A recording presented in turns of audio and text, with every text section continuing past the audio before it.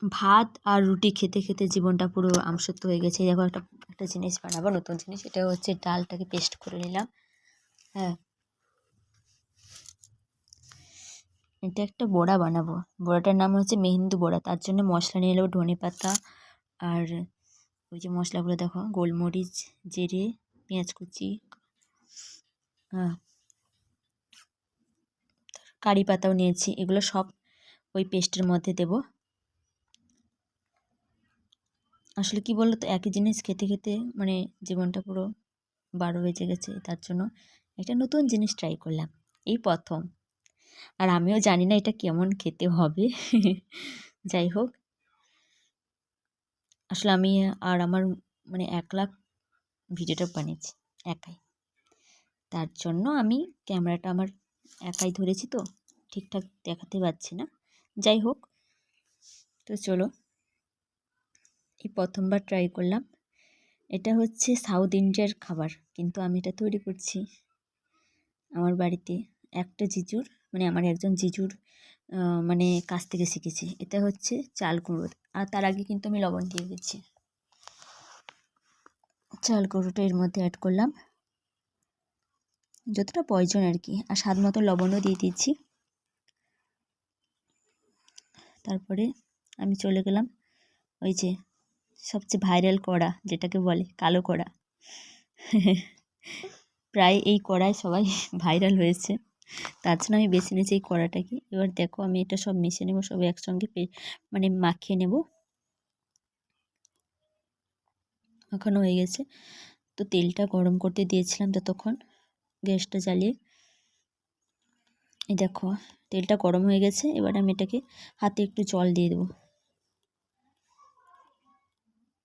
এই দেখো, অল্প করে নিয়ে মাঝখানে আঙুলটা এরকম দিয়ে, এই দেখো দিলাম।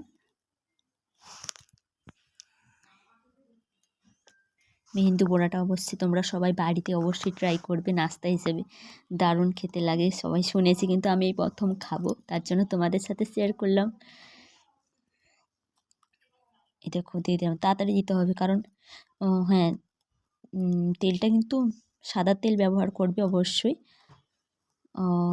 মিডিয়াম পাওয়ারে দিয়ে দিলাম। এটা তো একটু মোটা টাইপের, তার জন্য একটু বেশি তেল দিতে হয়। তো হচ্ছে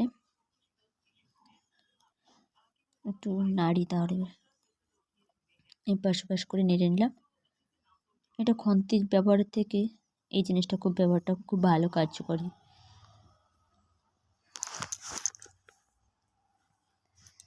ঠান্ডাকালে তোমরা কেমন আছো বলো বন্ধুরা।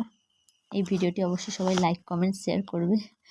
এই প্রথম বানাচ্ছি, তারপর ভাইরাল করা, দেখো কালো করা, এটাই সবাই ভাইরাল হয়ে যাচ্ছে, তাছাড়া আমি একটা ট্রাই করলাম। এই কড়াটা আমি ছাড়ছি না। আর যাই হোক, তো এই দেখো, মেহেন্দু বড়া অবশ্যই আমাদের মানে আমার এই বড়াটি হয়ে আসছে মনে হচ্ছে। তো দেখি উটকি ছান্তা দিয়ে, এই দেখো হয়ে গেছে না? হ্যাঁ, হয়ে গেছে। দেখো কীরকম দেখতে লাগছে। তো এই তো তেলটাকে একটুখানি ঝরে নিলাম। হয়েছে হয়েছে, আর তেল পড়বে না। এই নামকে দিলাম। দেখো সাইজটা দেখো বন্ধুরা। তো হয়ে গেছে, একটু দেখে নাও ভালো করে। তোমরা কিন্তু অবশ্যই বাড়িতে ট্রাই করবে, স্বাদটা তো দেখতে হয়, তার নাকি। এই দেখো, তো এটা চলে এসেছি সাম্বার মশলা তৈরি করতে। প্রথমে এই কড়া আমি ছাড়ছি না, বলছি না ভাইরাল কড়াই কড়াল আমি ছাড়ছি না, কালো কড়াটা। তো এখানে ডাল আর ছোলার ডাল, 2 রকমের ডাল ভেজে নিলাম কড়াটাকে উষ্ণ গরম করে। তারপরে মশলা দেখো, ধনে আছে, জিরে আছে, মানে মৌরি আছে, গোলমরিচ, তারপরে মেথি, শুকনো লঙ্কা, এগুলো সব একটা মশলা। আমি মানে দেখো, বাজার থেকে কোনো গুঁড়ো মশলা তৈরি করছি না, মানে একদম ডাইরেক্ট নিজের হাতে তৈরি করছি। তো এখানে সাম্বারগুলো করছে, সিদ্ধ করতে দিয়ে গেছিলাম।